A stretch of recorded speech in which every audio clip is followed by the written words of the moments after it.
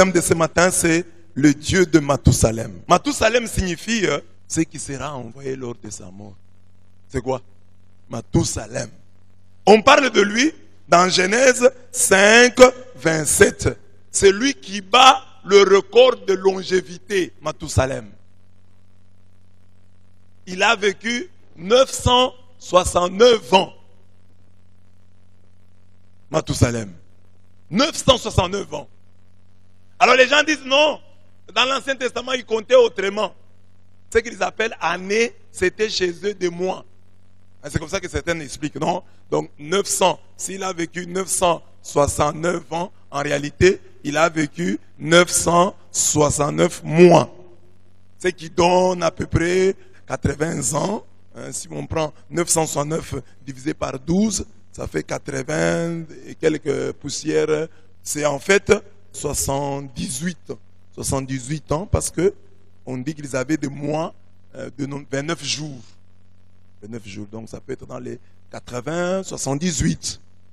Mais l'interprétation là n'est pas correcte parce que si on lit Genèse 8, 4 à 5, 13 à 14, ça nous donnerait le 7e mois.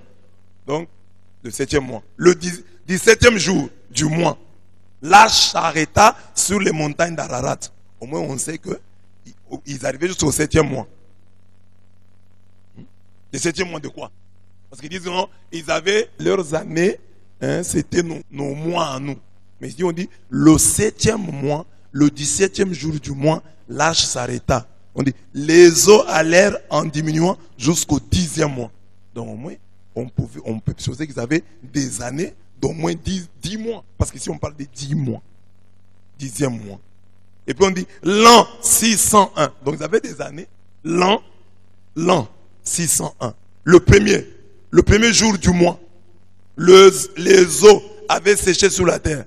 Les seconds mois, le 27e jour du mois. Ah, donc c'est clair. Donc on distingue dans ce texte les années, les mois. On parle même du 10e mois. On parle même du 27e jour du mois. Donc on peut supposer, donc ils avaient des mois, ils avaient des jours. Parce que si quelqu'un affirme cette thèse selon laquelle leurs années, c'était nos mois, alors on aura des problèmes. Parce que par exemple, Genèse 5, 21 dit que Enoch, le papa de Mathusalem, l'a engendré à 65 ans. Il avait 65 ans. Alors quand on pense 65 divisé par 12, ça fait 5 ans et quelques 4 mois. Donc le papa de Mathusalem l'a mis au monde quand il avait 5 ans et 4 mois. Donc, non, c'était des mois. Mais non. Mais alors maintenant, expliquez-nous alors 65 ans, l'âge où le papa de Mathusalem a mis ses derniers au monde. Donc c'est... Parce qu'on dit, quand Enoch eut 65 ans, il engendra Mathusalem. Genèse 5, 21. Et puis, ça ne tient pas, cette thèse ne tient pas. Parce que Genèse 6, 3 dit que Dieu s'est fâché contre les hommes et Dieu a décidé que l'homme puisse faire sur terre seulement 120 ans. Parce qu'il pêche beaucoup. Et comme tu pêches beaucoup, tu ne vivras que 120 ans. Bon, maintenant 120 divisé par 12, ça fait combien? C'est 10 ans. Donc, quand l'homme a péché, Dieu a décidé, or nous vivons quand même 80. Ça ne tient pas, cette thèse-là ne tient pas. Et là, c'est avant les déluges. Les gens d'avant les déluges vivaient longtemps. C'est après les déluges que Dieu décide, il dit, comme l'homme est trop méchant, non, il ne va pas vivre longtemps. Parce que comme il est méchant, et s'il doit vivre longtemps, il fera plus de mal à l'humanité. Alors qu'est-ce qu'il faut faire? Il faut réduire ses années de vie.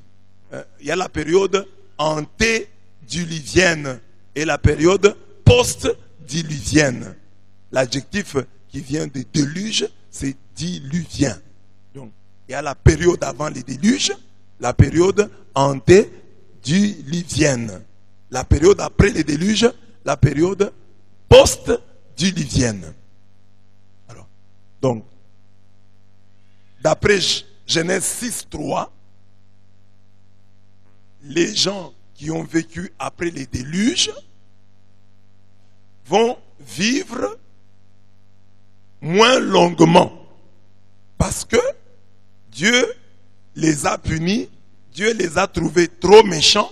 Et Dieu a dit, avec cette méchanceté, s'ils vivent longtemps, ils vont faire beaucoup plus de mal, ils vont commettre beaucoup plus de crimes.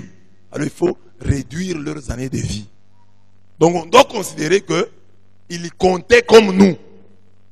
Et c'est vrai, ils comptaient comme nous. Et on peut y avoir des exagérations par-ci, par-là, mais quand même, la Bible veut transmettre un message. Le message, c'est lequel?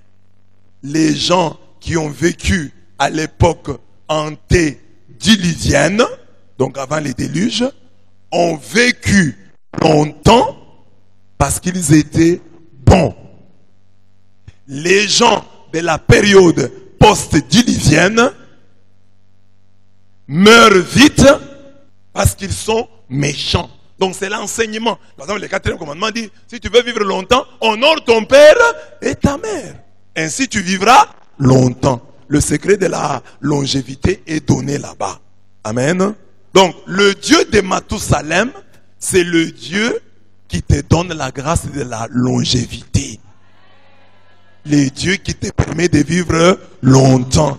Le Dieu qui chasse l'esprit de mort loin de toi. Le Dieu qui te garde de la mort précoce. Qui garde tes enfants de la mort précoce. Qui garde tes parents de la mort précoce. Amen. Que le Dieu de Mathusalem soit aussi ton Dieu ce matin. Vis longtemps. Vis le plus longtemps possible. Tu dois accueillir cette grâce. Vis le plus longtemps possible. Que les parents n'enterrent pas leurs enfants. Que les parents n'enterrent pas leurs enfants. C'est aux enfants d'enterrer leurs parents et de les enterrer quand ils sont vieux. Donc chaque parent doit avoir les enfants de ses enfants jusqu'à la 4e génération. Quand tu as vu les enfants de tes enfants jusqu'à la 4e génération, alors et alors seulement, tu peux mourir et être enterré par eux. Quand on t'enterre, que tes petits-fils soient là. Que tes petites-filles soient là. Amen. Que les enfants disent, que parmi ceux qui sont au-delà, certains disent, notre papa est mort. D'autres disent, notre grand-père est, notre arrière-grand-père est, notre arrière-arrière-grand-père est. Que toute mort précoce, toute mort accidentelle, toute mort ne meurt pas de maladie. Ne meurt pas de maladie, meurt de vieillesse, ne meurt pas de poison, ne meurt pas suite à l'action des sorciers, meurt de vieillesse, meurt de vieillesse. Ça c'est le Dieu de Mathusalem. Les chrétiens, nous sommes parfois devenus des minimalistes. Nous ne voulons pas demander la grâce de la longévité à Dieu. Nous trouvons que c'est trop lui demander. Mais Dieu l'a accordé à Mathusalem 969 ans qu'il a vécu sur terre. Et la première lecture va dans le même sens. La grâce de la longévité. Pourquoi dans ta famille on doit toujours enterrer les gens? Pourquoi les gens doivent toujours mourir jeunes? Il y a un Dieu qui fait des promesses concrètes sur la longévité. Ce Dieu-là, c'est aussi ton Dieu. Il n'est pas seulement le Dieu de Mathusalem. Il veut devenir ton Dieu. Que la mort soit chassée de notre paroisse, de notre famille, de notre quartier. Oui, que les gens vivent longtemps. C'est possible. Le Dieu de Mathusalem. Alors nous retenons que pourquoi est-ce que Dieu a réduit? Parce que l'homme est devenu méchant. Alors imaginez des gens mauvais comme ceux qui disent les grands dictateurs qui ont régné dans la terreur, qui ont tué comme les Hitler, comme les Staline. Imaginez s'ils vivaient comme Mathusalem. Il serait encore là au pouvoir. C'est pourquoi Dieu a dit non, il faut réduire. Donc Dieu regarde, celui-ci vraiment, C'est aussi une interprétation de la Bible. Parce que la Bible dit, Dieu prend les jeunes pour qu'ils ne puissent pas pécher. Parce que Dieu peut regarder, ah, celui-ci, s'il grandit, il va bien. Ça, c'est l'interprétation du livre de la sagesse. S'il grandit, il va se pervertir. Alors je le prends à temps. Mais Dieu aussi dit ici, à travers cette théologie des âges de la longévité, c'est comme un message que la Bible nous transmet, que lorsque vous êtes méchant, vous vivez moins. Dieu le fait pour éviter les dégâts. Parce que si vous vivez longtemps, beaucoup de gens vont souffrir. Le Dieu de Matou, Salem, vis longtemps. Tu vivras bien et tu ne mourras pas maintenant. Car je vais créer de nouveaux cieux et une nouvelle terre. On ne se rappellera plus les choses passées et ne reviendront plus à l'esprit. Dieu nous promet la longévité. Nous allons vivre comme Mathusalem. Mais Dieu dit, mais à quoi ça sert de vivre comme Mathusalem dans un vieux cadre? Il faut vivre longtemps dans un nouveau cadre. Vivre longtemps dans la nouveauté. Aller de nouveauté en nouveauté. Pas vivre longtemps dans la même maison. Vivre longtemps dans la même case. Vivre longtemps dans la même misère. Non. Vivre longtemps dans la nouveauté. Dans de nouveaux cieux, dans une nouvelle terre. Sans se rappeler les choses passées. Sans que les choses passées ne reviennent à l'esprit. Que Dieu te donne de vivre longtemps et dans la nouveauté. Même si tu es vieux, que tu ne sois pas un vieux accroché au passé. Un vieux qui ne voit que du vieux. Qui ne voit que le passé. Mais un vieux qui voit des nouveautés. Un vieux qui achète de nouveaux habits. Un vieux qui paye une nouvelle parcelle. Un vieux qui a un nouveau véhicule. Pas seulement la longévité, mais la longévité dans la nouveauté. C'est que l'œil n'a pas vu, c'est que l'oreille n'a pas entendu, et qui n'est pas monté au cœur de l'homme. Voilà ce que Dieu a préparé pour ceux qui l'aiment. 1 Corinthiens 2, 9. Que Dieu, même dans ta vieillesse, continue à te donner ce que ton œil n'a pas vu, ce que ton oreille n'a pas entendu, ce qui n'est pas monté dans ton cœur. Que Dieu te le donne, parce que voilà ce qu'il prépare pour ceux qui l'aiment. Longévité dans la joie. Pas que non, j'ai vécu longtemps, mais en pleurant. Non, longévité dans la joie. Il est dit, Isaïe 65, 18 à 19. Réjouissez-vous plutôt et soyez toujours dans l'allégresse. À cause de ce que je vais créer. Car je vais créer Jérusalem pour l'allégresse et son peuple pour la joie. Je ferai de Jérusalem mon allégresse et de mon peuple ma joie. Dieu promet la joie. Tu vis longtemps, mais dans pas dans les larmes, tout le temps en train de te plaindre, dans la joie. Tu as la joie et tu fais la joie de ton Dieu. Que Dieu te donne de vivre longtemps. Dans la joie. Pas dire, je vis longtemps, mais j'ai toujours mal au dos. Je vis longtemps, mais je suis toujours malade. Non. Je vis longtemps alité. Non. Vis longtemps dans la joie. Vis longtemps dans la joie. Tu vis longtemps, tu es encore capable de marcher. Tu marches bien. Pas des gens qui marchent en se plaignant. Aïe, mais vis longtemps. Mais vis longtemps. Non, c'est pas ça. Quand Dieu parle de la longévité, c'est une longévité dans la joie, dans le bonheur. Vous donc, vous êtes maintenant dans la tristesse, mais je vous reverrai et votre cœur se réjouira et nul ne vous ravira votre joie. Jean 16, 22. Que dans ta longévité, que la maladie ne te ravisse pas ta joie. Que le manque d'argent ne te ravisse pas la joie. Que l'échec dans l'éducation de tes enfants ne te ravisse pas la joie.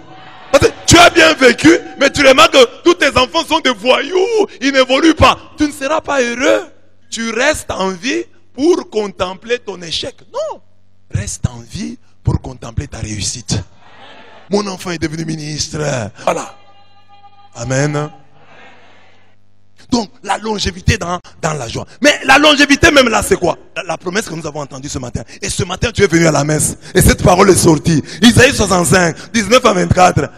On n'entendra plus le bruit de pleurs et le bruit de cris. On n'entendra plus le bruit des deuils. Il n'y aura plus ni enfants ni vieillards qui n'accomplissent leur jour. Chacun accomplira ses jours.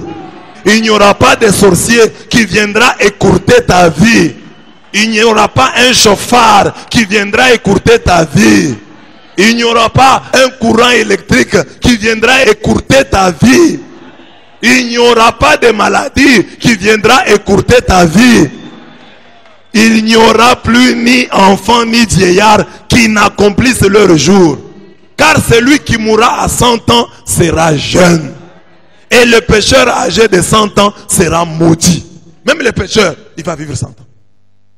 Même le pécheur, il va vivre 100 ans. Donc, si un pécheur meurt avant 100 ans, ce pécheur est maudit. Mais le plus jeune mourra centenaire. C'est ça la promesse de Dieu. Celui qui meurt, il est mort jeune. Hein? À quel âge? À 100 ans. Ils bâtiront des maisons et les habiteront. Souvent les gens, quand tu commences à bâtir une maison, tu ne la termines pas, tu meurs avant. Mais ici la Bible dit, tu vas bâtir la maison, tu vas la terminer, tu vas l'habiter. Ils planteront des vignes et en mangeront le fruit. Tu plantes la vigne et tu en manges le fruit. Ils ne bâtiront pas de maisons pour qu'un autre les habite. Car les jours de mon peuple seront comme les jours des arbres. Et mes élus jouiront de l'œuvre de leurs mains. Ils ne travailleront pas en vain. Ils n'auront pas des enfants pour les voir périr. Car ils formeront une race bénie. Et leurs enfants seront avec eux. Et leurs enfants seront avec eux. Que tous tes enfants soient avec toi. Et leurs enfants seront avec eux. Oh, mon enfant est mort. Non, non, non, non, non. Leurs enfants seront avec eux. Ce sont les promesses d'Isaïe 65. Que tu dois prendre au sérieux. Dieu ne blague pas. Tu dois bâtir des maisons. Tu dois planter des vignes.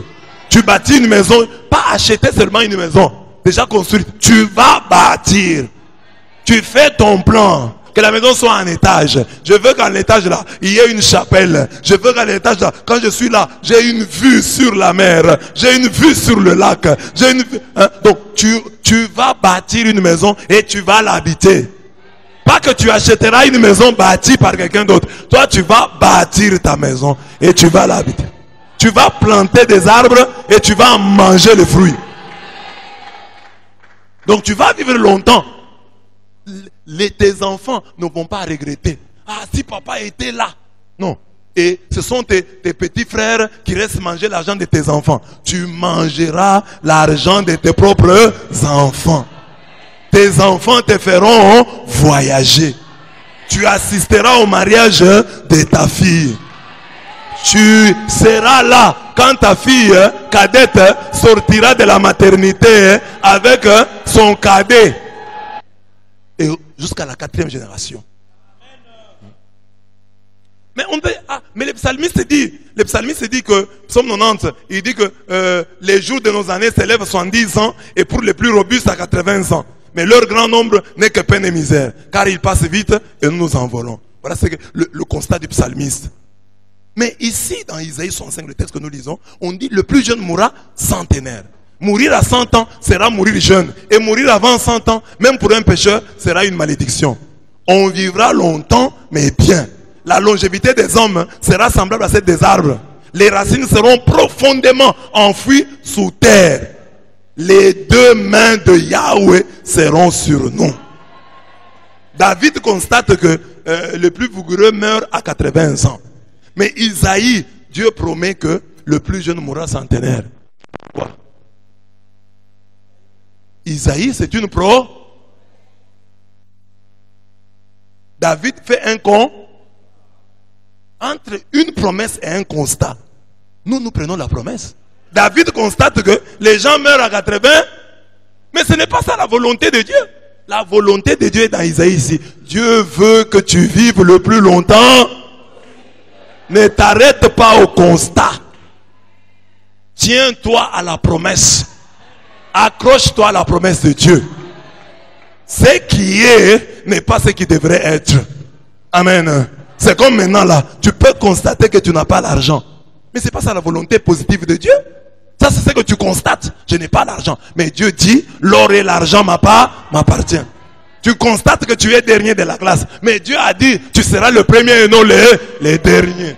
Regrettons le constat amer. Mais accrochons-nous à la et demandons que les deux mains de Yahweh, les deux mains de Dieu soient sur nous. La Bible dit, dans sa main droite, il y a la longévité. Dans sa main gauche, il y a la richesse et la gloire. Quand tu vis, tu es en bonne santé. Tu dis, Seigneur, je sens jusque-là que ta droite est sur moi. Car je suis en vie, je suis en bonne santé. Il y a des gens de mon âge qui ne peuvent pas s'élever. Je sens ta droite, je sens ta droite, je sens ta droite. Mais je vais aussi sentir ta gauche. Je vais sentir ta gauche. Ta gauche, à quoi?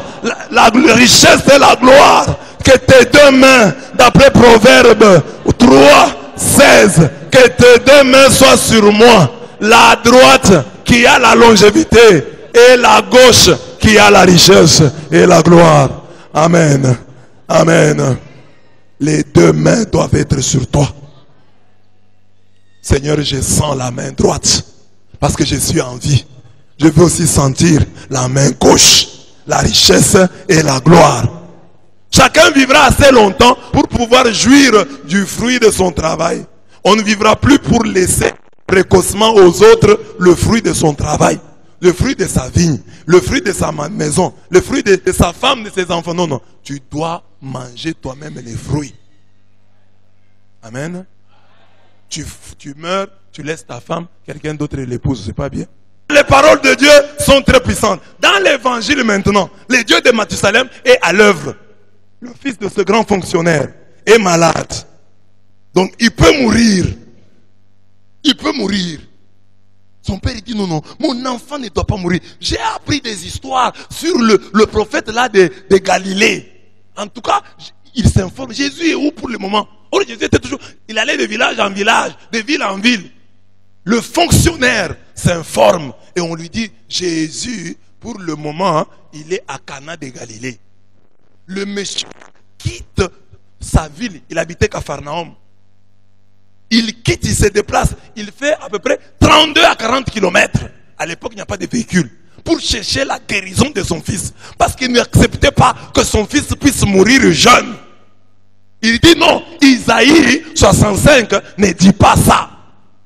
Qu'un enfant doive mourir, qu'un père puisse enterrer son enfant. Non, non, c'est à l'enfant d'enterrer le père. Il s'est levé, il a marché, il est arrivé jusque là où Jésus était. Sache te déplacer. Il y a une prière, déplace-toi. On ne dit pas, j'ai beaucoup à faire. La vie de tes enfants, ta propre vie est en jeu. Déplace-toi pour chercher la guérison. Vous savez que dans le monde ici, il y a des gens qui te déplacent pour des prières. Il y a des communautés ici dans le monde. Donc, quelqu'un qui va chercher, oh, il y a telle prière en Afrique du Sud. Il paye le billet, il va en Afrique du Sud pour la prière. Il y a telle prière aux États-Unis. Il se déplace, il va aux États-Unis pour la prière. Il y a telle... J'ai vu quand je suis allé en Côte d'Ivoire, une maman qui a quitté le Ghana. C'est une Ivoirienne, elle vit au Ghana. Mais quand on lui a dit qu'il y avait le Shiloh de gloire, elle a quitté le Ghana, elle est venue suivre le Shiloh de gloire en Côte d'Ivoire. Les gens qui font des voyages pour la prière. Déplace-toi. Ce monsieur, malgré son titre, s'est déplacé, cherchant la guérison de son fils. Quand il arrive auprès de Jésus, Jésus le soumet, comme d'habitude, à un test. Il dit, pour que vous puissiez croire, il faut seulement des miracles. Le monsieur là, c'est un grand fonctionnaire. Jésus lui parle un peu durement. Il pouvait se fâcher, partir. Jésus, pourquoi tu me parles comme ça? Parce que je viens de te voir. Mais comme il tenait à la guérison, à la vie de son fils, il va réussir au test. Comme maman Marie a réussi à son test. Ils n'ont plus de vin. Femme, qu'y a-t-il entre toi et moi? Faites ce qu'il vous dira. Comme la femme cananéenne. Aie pitié de ma fille, elle va mourir. Je ne peux pas donner la nourriture des enfants aux petits chiens. La femme dit, les petits chiens mangent ce qui tombe de la table de leur maître. Et le monsieur ici, Jésus le soumet aussi à un test. Donc pour que vous puissiez croire, il faut seulement les miracles. Si c'était toi, grand fonctionnaire, tu allais dire quoi? Jésus, parce que je viens de te voir. Pourquoi tu me réponds comme ça? Je suis quand même une autorité dans ce pays. Quand Jésus lui dit ça, lui, il dit à Jésus, Seigneur, descends avant que mon enfant ne meure. Il ne se préoccupe même pas de ce que Jésus dit. Parce que c'est ça, les mauvaises réponses de Jésus.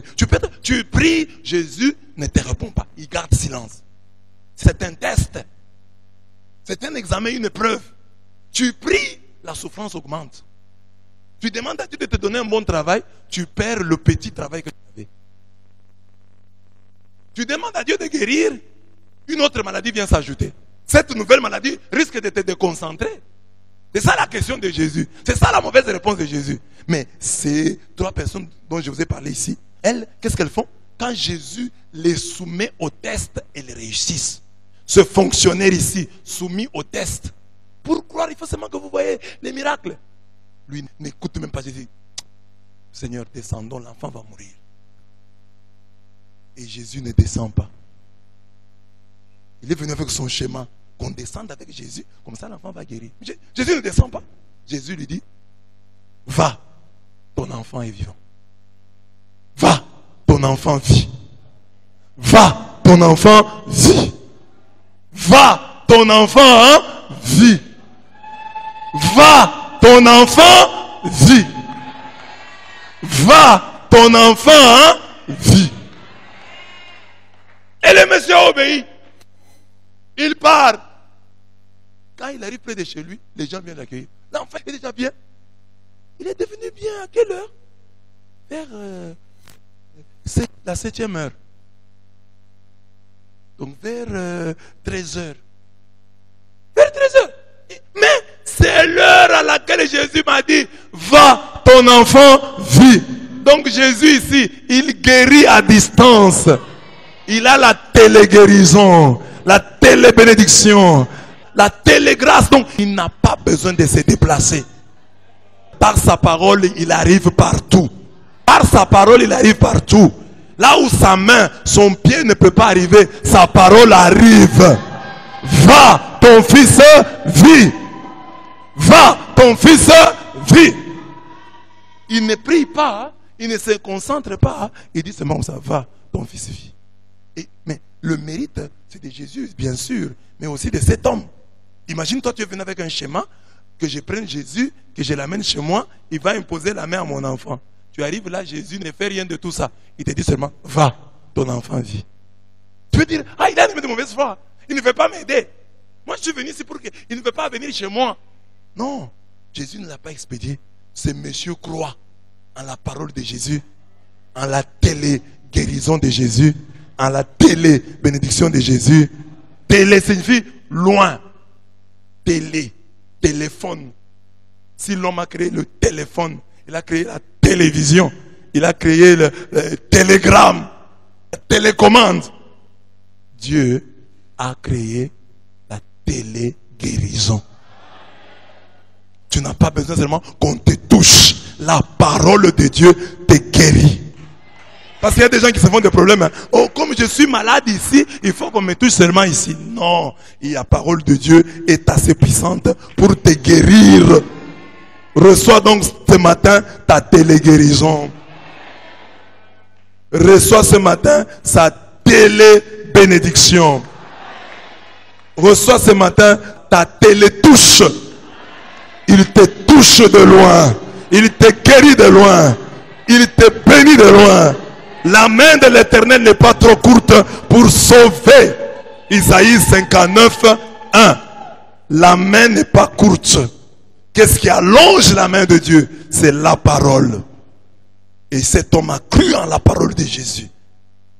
Va, ton fils vit. Et il est parti. Il est parti. Heureux ceux qui croient sans avoir vu. Alors nous aussi, tu peux être là. Tu sens des choses dans ton corps. Parfois tu as des malaises. Tu souffres d'hypertension. Tu as une série de maladies. Les médecins ont même dit que tu ne vivras plus longtemps. Je voudrais que ce matin, après avoir suivi cet enseignement, tu entendes Dieu te murmurer à l'oreille et au cœur. tu ne mourras pas. Tu vivras. Et tu raconteras les œuvres de l'Éternel. Là, c'est Dieu qui t'a dit. Et maintenant, toi aussi, tu reprends. Tu y dis, comme David, Psaume 118, verset 17. Je ne mourrai pas. Je vivrai. Et je raconterai les œuvres de l'Éternel. Je ne mourrai pas. Je vivrai. Et je raconterai les œuvres de l'Éternel. Je ne mourrai pas. Je vivrai. Et je raconterai les œuvres. Tu es malade. Dis, je ne mourrai pas. Je vivrai. Et je raconterai les œuvres. Tu n'as pas d'argent. Dis, je ne mourrai pas. Je vivrai. Et je raconterai les œuvres. Les gens de ton âge viennent de mourir. Je ne mourrai pas. Je vivrai. Et je raconterai les œuvres. On a diagnostiqué le cancer. Je ne mourrai pas. Je vivrai. Et je raconterai les œuvres. Tu apprends qu'il y a l'insécurité sur la ville. Je ne mourrai pas. Je vivrai. Et je raconterai les œuvres. Un prophète, une prophétesse vient chez toi et t'annonce que tu vas mourir. Je ne mourrai pas. Je vivrai. Et je raconterai les œuvres de l'Éternel. Que cette parole se réalise dans ta vie. Dans nos vies, la mort avance. Quand nous-mêmes nous prenons, oh je vais mourir, oh moi je suis malade, oh avec cette maladie, en tout cas je sens que c'est la mort, avec ce problème, avec ce que le médecin a dit, ça c'est vraiment la mort. Et si tu es entouré de gens comme ça, ils vont te tuer. Ils te tuent. La vie et la mort sont au pouvoir de la langue. Tu vis dans un milieu où les gens craignent la mort et tout le temps ils ne parlent que de la mort. Tu vas mourir tôt. Tu vis dans un milieu où des médecins, où tout le monde dit, oh, quand quelqu'un a cet âge, il va mourir. Tu vas à l'hôpital, on diagnostique une maladie, directement on la lie à ton âge. Mais avec ton âge là, tu n'as plus beaucoup de jours. Non, je ne mourrai pas, je vivrai et je raconterai les œuvres de l'Éternel. Si tu résistes à cet enseignement, c'est ton problème. Mais au moins, hein, le Dieu de Mathusalem a parlé. Il a dit que c'est possible. Si c'est arrivé à Mathusalem, ça peut aussi t'arriver. Et si nous regardons en Afrique ici, il y a des gens qui vont vivre cette grâce. Nous avons grandi, nous étions petits. Il y avait un monsieur qui était président en Zambie, Kenneth Kaunda. Il est encore vivant. Kaunda est encore vivant. Aujourd'hui, Mobutu est mort. Nyerere est mort. Idi Amin Dada est mort. Mais Kaunda est là. Président Kenneth Kaunda de la Zambie, il est encore vivant. Amen. Donc, si toi tu refuses, c'est ton problème. Nous prions. Dieu de Mathusalem, je t'offre mon carême. Dieu de Mathusalem, je t'offre mon carême. Tu m'as créé à ton image, fais-moi réussir ces derniers virages. Dieu de Mathusalem, je t'offre mon carême. Malgré les menaces de Satan, tu me feras vivre longtemps. Dieu de Mathusalem, je t'offre mon carême. Libère de toute méchanceté ceux qui te demandent la longévité. Dieu de Mathusalem, je t'offre mon carême. Aujourd'hui encore, donne tort à ceux qui s'attendent à ma mort. Dieu de Mathusalem, je t'offre mon carême. Toi qui me promets la longévité, baigne ma vie dans tes nouveautés. Dieu de Mathusalem, je t'offre mon carême. Jusqu'à ma grande vieillesse, remplis ma vie d'allégresse.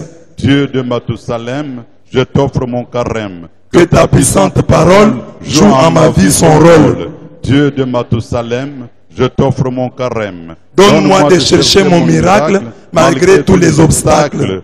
Dieu de Mathusalem, je t'offre mon carême. Seigneur, garde-moi d'abdiquer lorsque les choses semblent se compliquer. Dieu de Mathusalem, je t'offre mon carême. Même si je ne puis tout voir, que je ne cesse jamais de croire.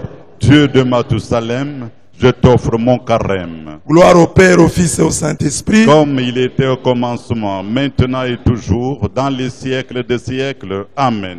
Dieu de Mathusalem, je t'offre mon carême. Amen.